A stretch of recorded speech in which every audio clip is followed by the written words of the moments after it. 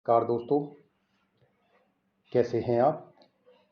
मैं doctor Sonveer Singh government polytechnic Jansath Muzaffarnagar से channel में आपका स्वागत करता हूं। दोस्तों, आज के सेशन में हम डिस्कस करेंगे मेथड ऑफ पोलराइजेशन। जैसा कि आप जानते हैं कि ऑप्टिकल फाइबर कम्युनिकेशन में हम चैप्टर 2 डिस्कस कर रहे हैं, ऑप्टिकल फाइबर एंड जिसके अंदर structure of optical fibre, structure and waveguide, जिसमें लास्ट सेशन में जो लेक्चर 9 था, जिसमें हमने डिस्कस किया था पोलराइजेशन। अगर हम पोलराइजेशन को रीकैप करें, so it's a lecture 10, sorry यहाँ लेक्चर 11 लिखा हुआ है by typing, it's a typing error. So it's a lecture 10। इस सेशन 10 के अंदर we'll discuss about the method of polarization. पिछले सेशन में अगर हम रिकैप कराएं आपको, तो पिछले सेशन में हमने पोलराइजेशन के बारे में अध्ययन किया था, जिसमें हमने बताया था कि कोई भी लाइट वेव जिसमें जो फील्ड्स हैं वो फील्ड्स मल्टी डायरेक्शन में वाइब्रेट होते हैं। जो फील्ड की डायरेक्शन है वो मल्टी डायरेक्शनल होती है, लेकिन जब हम उस लाइट को किसी पोलराइजिंग प्लेन से पास करते हैं तो वो लाइट सिंगल डायरेक्शन में वाइब्रेट करती है, यानी वो पोलराइज्ड हो जाती है और एक सिंगल डायरेक्शन में उसमें वाइब्रेशन हमें मिलता है। जिसमें हमने कहा था कि उसमें हम पोलराइजेशन जो प्लेन है वो दो तरह का प्लेन लगा सकते हैं, या तो हॉरिजॉन्टल प्लेन या वर्टिकल पोलराइजेशन प्लेन। तो जब वर्टिकल पोलराइजेशन प्लेन लगाएंगे तो आपकी जो लाइट है वो वर्टिकली पोलराइज्ड हो जाएगी, और अगर हम हॉरिजॉन्टल प्लेन लगाएंगे तो that will be horizontal polarized हो जाएगी। लेकिन हमने पोलराइजेशन में ये बताया था कि जब कोई भी लाइट मल्टी डायरेक्शन में पोलराइज्ड है, मल्टी डायरेक्शन में वाइब्रेट करती है, तो वो जब हॉरिजॉन्टल पोलराइजेशन और वर्टिकल पोलराइजेशन की हमने बात की थी, तो हमने बताया था कि हम इलेक्ट्रिक फील्ड की डायरेक्शन से पता करते हैं कि लाइट कौन सी पोलराइज्ड है। अगर उस लाइट में इलेक्ट्रिक फील्ड की डायरेक्शन वर्टिकल है तो वो लाइट वर्टिकली पोलराइज्ड होगी। अगर उस लाइट में इलेक्ट्रिक फील्ड की डायरेक्शन हॉरिजॉन्टल है तो वो हॉरिजॉन्टली पोलराइज्ड होगी। तो अगर एक ऐसी लाइट जिसमें इलेक्ट्रिक फील्ड की डायरेक्शन वर्टिकल है, तो अगर उसे वर्टिकल पोलराइजर से पास करेंगे तो हमें दूसरे साइड में जो आउटपुट है वो वर्टिकली पोलराइज्ड लाइट मिल जाएगी। लेकिन अगर हम ऐसी लाइट जिसमें इलेक्ट्रिक फील्ड की डायरेक्शन वर्टिकल है उसे हॉरिजॉन्टल पोलराइजर से पास करेंगे तो उससे कोई लाइट पास नहीं होती। तो ये सारी चीज़ें हमने लास्ट सेशन में डिस्कस की थी। जो भी छात्र आज ही सेशन से जुड़े हैं उनसे निवेदन है कि पिछले लेक्चर देखें, तभी आपको आगे इसमें समझ में आएगा। पिछला लेक्चर अवश्य देखें। तो आज हम बात करेंगे मेथड ऑफ पोलराइजेशन। पिछले सेशन में हमने ये डिस्कस किया था कि पोलराइजेशन क्या होता है। हमने ये भी बताया कि पोलराइजेशन प्लेन लगा के हम किसी भी लाइट को पोलराइज कर देते हैं। लेकिन अब इस सेशन में हम ये जानने की कोशिश करेंगे कि how we can get the polarization. यानी पोलराइजेशन, जैसे हमने बताया, पोलराइजेशन इज एक प्रोसेस है जिसमें हम अनपोलराइज्ड लाइट को पोलराइज्ड लाइट में कन्वर्ट करते हैं। लेकिन अब ये प्रोसेस को हम परफॉर्म कैसे करेंगे, यानी पोलराइजेशन की प्रोसेस को हम कैसे करेंगे, वो हम इसमें डिस्कस करेंगे। तो the light can be polarized in many ways, यानी लाइट को हम कई तरीके से पोलराइज, बहुत सारे तरीके हैं जिससे हम लाइट को पोलराइज कर सकते हैं।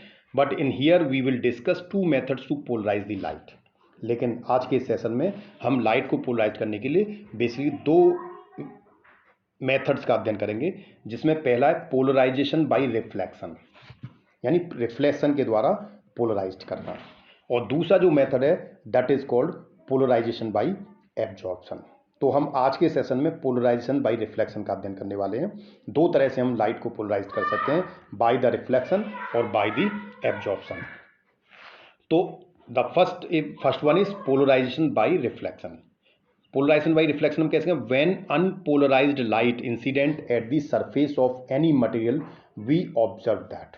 जब हम किसी अनपोलराइज्ड लाइट को किसी मटेरियल की सरफेस पे इंसिडेंट करते हैं, इंसिडेंट करने के मतलब जब उसको हम उस पर इंसिडेंट मतलब एक तरह से उस पर डालते हैं लाइट को, तो लाइट जिस एंगल पे जाती है वो एक तरह से इंसिडेंस एंगल कहलाता है, वो इंसिडेंट हो रही है लाइट, तो वो इंसिडेंट है। तो इंसिडेंट एट दी सरफेस, जब हम किसी पर्टिकुलर मेटल की सरफेस पर जब लाइट को डालते हैं तो हम क्या ऑब्जर्व करते हैं उसमें, यानी कि जब लाइट को हम किसी सरफेस पर डालेंगे अनपोलराइज्ड लाइट को, तो लाइट हुज पोलराइजेशन वेक्टर कौन सा होगा? या तो हॉरिजॉन्टली पोलराइज्ड होगा या वर्टिकली पोलराइज्ड होगा। कैसे पता लगेगा? वो इलेक्ट्रिक फील्ड की डायरेक्शन से पता लगेगा। इलेक्ट्रिक फील्ड की डायरेक्शन अगर वर्टिकल है तो वर्टिकली पोलराइज्ड होगा वेक्टर उसका, और अगर हॉरिजॉन्टल डायरेक्शन में तो हॉरिजॉन्टली पोलराइज्ड होगा।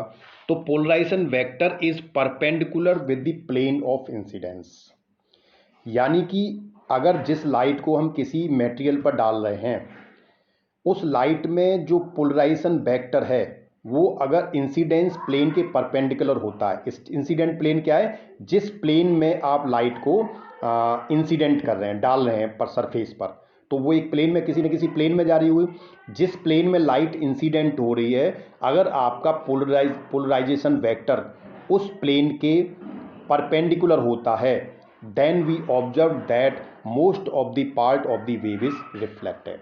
तो जो भी वेव या जो भी लाइट हम उस सरफेस पर डाल रहे हैं वो लाइट का अधिकतम पार्ट जो है वो रिफ्लेक्ट हो जाता है। अगर इंसिडेंस प्लेन, अगर आपका जो पोलराइजेशन वेक्टर है वो इंसिडेंस प्लेन के अगर परपेंडिकुलर है तो most of the part of the wave is reflected. उसे हम यहाँ देख सकते हैं। अगर यहाँ देखें आप तो हमने यहाँ पर एक ये जो डॉटेड लाइन है, जो सर्कल आपको दिखाई दे रहा है, this is the perpendicular to this red horizontal line. ये हॉरिजॉन्टल लाइन है। अगर सपोज हम कहते हैं कि this is a plane of incidence, इस प्लेन में अगर लाइट इंसिडेंट हो रही है तो इसके परपेंडिकुलर क्या होगा, परपेंडिकुलर आपके इसके पोलराइजेशन वेक्टर होगा। तो जो ग्रीन जो ब्लू कलर का आपको सर्कल दिखाई दे रहे हैं ये इसके परपेंडिकुलर को 3 डायमेंशनल है, हम क्योंकि पेपर पर केवल 2 डायमेंशनल फिगर बना सकते हैं तो आपको ये सर्कल दिखाने का मतलब है कि ये एक तरह से इस तरह से एक तरह से जो है वो प्लेन जो है प्लेन के परपेंडिकुलर है। तो परपेंडिकुलर तो हमें केवल डॉट दिखाई दे रहा है वहाँ पर। तो अगर कोई भी लाइट जब इंसिडेंस हो रही है किसी सरफेस पर और उसका जो प्लेन ऑफ इंसिडेंस है वो परपेंडिकुलर है पोलराइजेशन वेक्टर के, तो maximum part of the wave will be reflected. ज़्यादातर वेव क्या होगी, रिफ्लेक्ट हो जाएगी। रिफ्लेक्ट हम किसे कहते हैं, जैसे हमारे पास कोई एक ये सरफेस है, इस पर एक लाइट इंसिडेंट हुई तो इस लाइट का अधिकतर पार्ट यहाँ से रिफ्लेक्ट होकर वापस चला गया, ये रिफ्लेक्शन कहलाता है। तो इसमें क्या होता है, अधिकतर पार्ट जो है उसका रिफ्लेक्ट हो जाएगा। जब हम कोई लाइट किसी मटेरियल पर डालते हैं तो उसमें 3 चीज़ें हो सकती हैं, या तो लाइट रिफ्लेक्ट हो जाएगी, या लाइट एब्जॉर्ब हो जाएगी, एब्जॉर्ब का मतलब उसके अंदर ही होगी, आगे नहीं निकलेगी, और या लाइट रिफ्रैक्ट हो जाएगी। रिफ्रैक्ट का मतलब उसमें से पार होकर दूसरी तरफ निकल जाएगी। तो रिफ्लेक्शन, रिफ्रैक्शन और एब्जॉर्प्शन 3 प्रॉपर्टीज़ होती हैं बेसिकली मटेरियल की। जब कोई भी लाइट हम उस पर डालेंगे तो हम यहाँ पर रिफ्लेक्शन की बात कर रहे हैं, तो उसमें मैक्सिमम पार्ट क्या होता है, उसका रिफ्लेक्ट हो जाता है। देन सेकंड क्या है, सेकंड क्या ऑब्जर्व करते हैं हम, light whose polarization vector is parallel with the plane of incidence. जैसे हमने भी कहा कि प्लेन ऑफ इंसिडेंस के पोलराइजेशन वेक्टर अगर परपेंडिकुलर होता है तो मैक्सिमम लाइट रिफ्लेक्ट हो जाती है। लेकिन अब हम कह रहे हैं कि अगर plane of incidence polarization vector के पैरेलल होता है तो उस केस में the most of the part of the wave will be is refracted.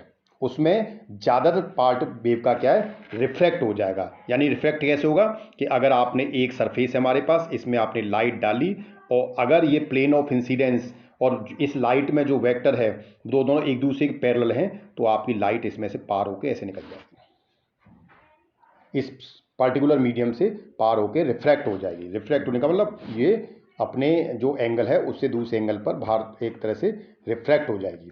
तो रिफ्लेक्शन और रिफ्रैक्शन हम पढ़ेंगे आगे आने वाले उसमें अच्छे से विद एंगल के साथ में, तब आपको क्लियर होगा।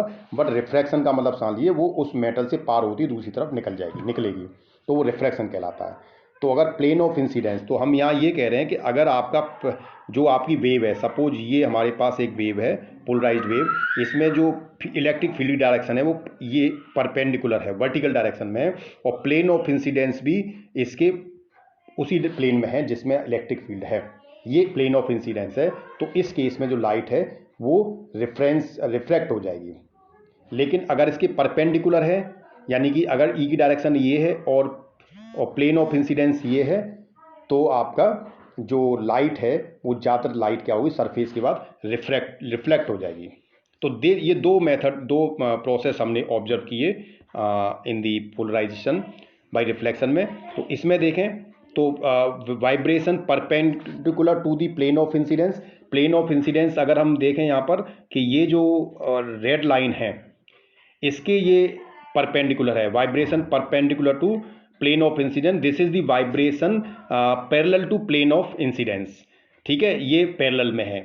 तो ये हमने इस तरह से लिखा हो, vibration perpendicular to plane of incidence, ये प्लेन ऑफ इंसिडेंस के परपेंडिकुलर है, ये प्लेन ऑफ इंसिडेंस के पैरेलल है, ठीक है। क्योंकि इसमें हम ये मान रहे हैं कि जो प्लेन ऑफ इंसिडेंस जो पोलराइजेशन वेक्टर है वो ये है, तो इसके अगर हम परपेंडिकुलर लेंगे तो वो अंदर की तरफ या बाहर की तरफ जाता हुआ दिखेगा, या तो इस सरफेस के अंदर जाएगा या सरफेस के बाहर इसके परपेंडिकुलर लेंगे तो हमें वो इसीलिए डॉट दिखाई दे रहा है।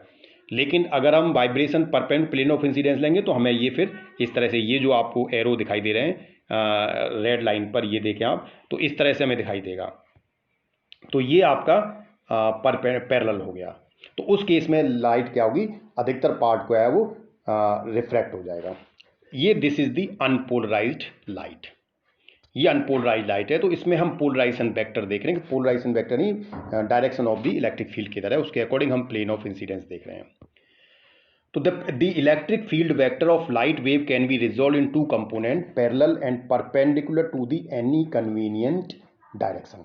यानी कि हम यहाँ क्या कर रहे हैं, इलेक्ट्रिक फील्ड का जो वेक्टर है उसको दो डायरेक्शन में रिजॉल्व कर रहे हैं। ये हम पिछले सेशन में भी डिस्कस किया था कि हम that can be resolve in two part, orthogonal part में उसे, हॉरिजॉन्टल और वर्टिकल दो पार्ट में हम उसे रिजॉल्व कर सकते हैं किसी भी इलेक्ट्रिक फील्ड डायरेक्शन को। तो या तो हम उसे पैरेलल में कर सकते हैं या उसे perpendicular to the any convenient direction. अब यहाँ पर कन्वीनियंट डायरेक्शन ने प्लेन ऑफ इंसिडेंस लिया है, तो हम प्लेन ऑफ इंसिडेंस से या तो हम पैरेलल ले रहे हैं लाइट के इलेक्ट्रिक फील्ड को, यानी पोलराइजेशन वेक्टर को।